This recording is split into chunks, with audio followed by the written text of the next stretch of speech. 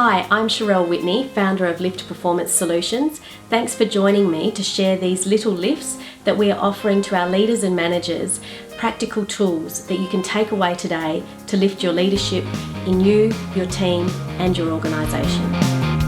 This little lift is not so little.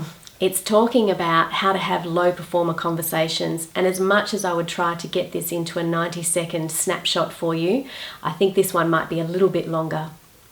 But I'm really excited to talk about this topic on video to share it with as many people as possible, because if I had to pick one thing that I'm really passionate about and that I believe makes the most difference to managers, it's being able to hold those conversations that are tough and uncomfortable for you and the team member around low performance. The benefit, of course, as a manager is when you get good at practicing these conversations, they're no longer as scary and anxiety creating as they have been in the past.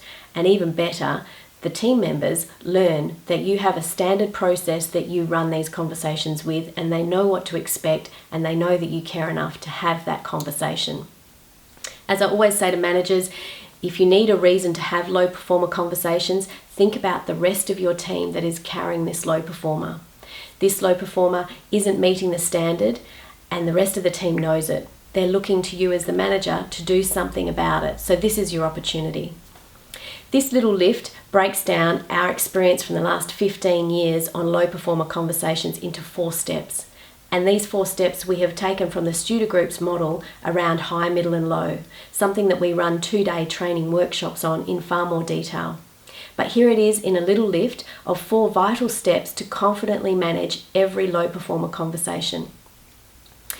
The 4 steps I'm going to give you are also on the worksheet and fit into an acronym called DESK. D for describe, E for evaluate and explain, S for show, and K for knowledge.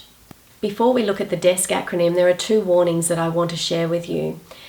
A little bit of information can be a dangerous thing. So when you use this DESK acronym, the first warning is practice, practice, practice before you use it. Get together with a couple of colleagues and form a group of 3, 1 to be the employee, 1 to be the manager, and 1 to be the observer.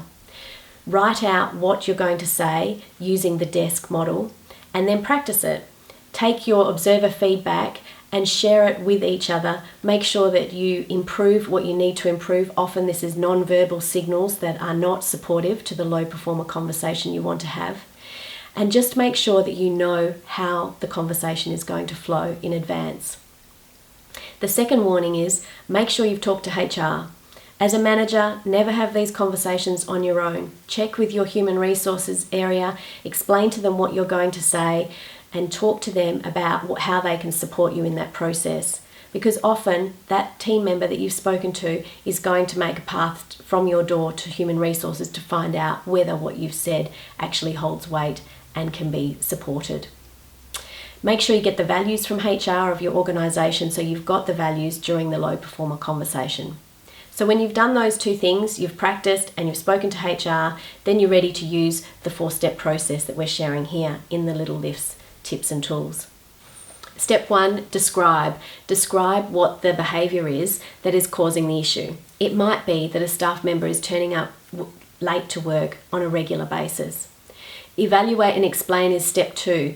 So explain to the team member how this is in contradiction to the code of conduct, the expectations of the team, the job requirements around their work position. S is the 3rd step, show. Show them what that looks like. And now this might seem very basic, but it's important to explain to the staff member that if 9 o'clock or 7:30 is their start time, that they're expected to be here 10 minutes before that with their gear packed away, ready to start. So show them clearly, either visibly or through a written form, exactly what's expected of them. And then lastly, K, knowledge. Let them know that as this has happened a couple of times before, if you do need to discuss it with them another time, the next conversation will be around a formal warning or whatever the process is at your workplace.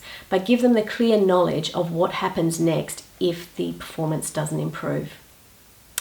A couple of other extra tips. If it is a difficult low performer conversation, as many of them are, don't start with a smiley face. Don't give them mixed messages that you're here to ask them about their weekend and how their kids are going.